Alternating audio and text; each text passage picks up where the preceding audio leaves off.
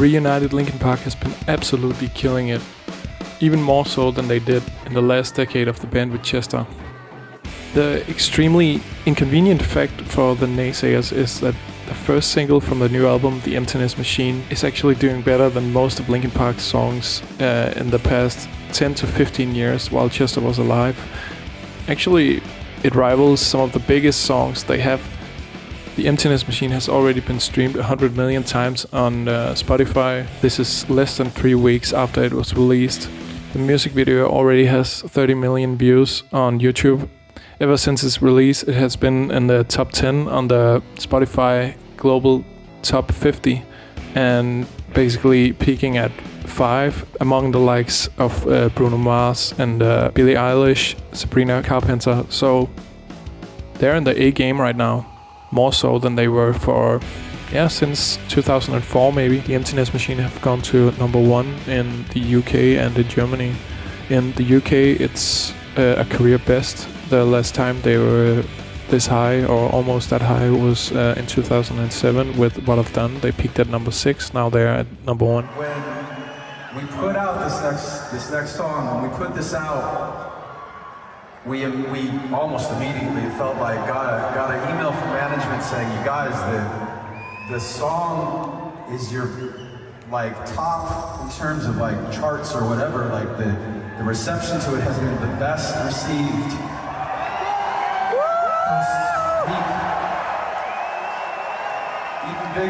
Even bigger than some of the other favorites, which fucking blew me away. That's saying a lot, man. It's crazy. It's crazy. So the fact that you guys have kind of just been in our corner with this new stuff from the jump is huge. Also on the Billboard rock charts, they are peaking right now. They are at number 1, and they're very high on the general Billboard charts too. If we take a look at Heavy, the first single of the last album with Chester, we'll see that the support wasn't exactly as big. It went to 52 on the Billboard Top 100 and slid to 82 the following week, and it's almost as if some of the people who claim to love Chester weren't actually there for most of his career, at least not at the very end, where Chester and the band was facing huge backlash for One More Light. And maybe some of the same people drove some of Chester's really dark thoughts. At the time, he was clearly in distress about the reaction.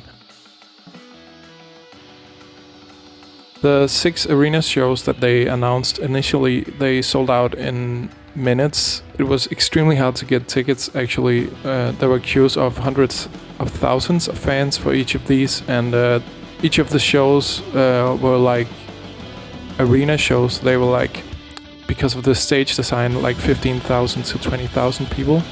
But they're already shooting for stadiums. Already this year, they just announced it. This is the first time Linkin Park has ever done stadiums as their own band. Like 50,000, 40,000 cap venues.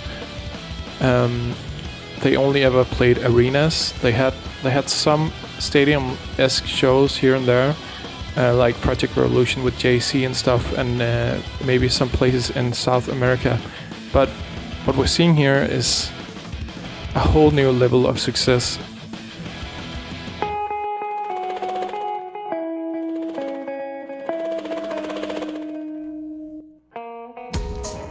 The fact is that the reunited Linkin Park right now is actually even bigger than they were on One More Light. It's bigger than they were on the Hunting Party. It's bigger than they were on Living Things, 1,000 Suns, perhaps. It seems Minutes to Midnight. It's really going head to head with Hybrid Theory and Meteora, though back then, of course, they weren't playing stadiums. So all of this is to say that when people say they shouldn't have done it, this isn't Linkin Park, they should have changed their names. Really, they shouldn't. It seems there's a broad majority that is speaking really with actually coming to shows and actually listening to the new music. You know, doing more than just whining on the comment sections around the internet. While you may have seen a lot of extremely divided comment sections, I would say that that's only a small corner of the real truth. And also, I don't think the people who are really the loudest on there were really LP fans to start with. I get that some people must have conflicting feelings about it, but also I think a lot of people are just interested in drama. It's a lot of celebrity culture. People listened to In the End once in the 2000s, and now Chester is like their big hero. Because you see them kind of seeping out of the comment sections. The comment sections are becoming more and more loving.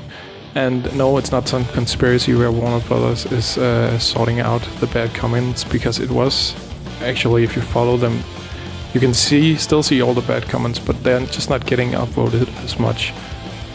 But there's a shift happening, and a lot of people are leaving. Maybe some people are leaving because they really stand by their word, and they are not interested in this shit, and they just stop following. That would be cool. I don't think so. I think a lot of the people who are leaving were never gonna be there to begin with.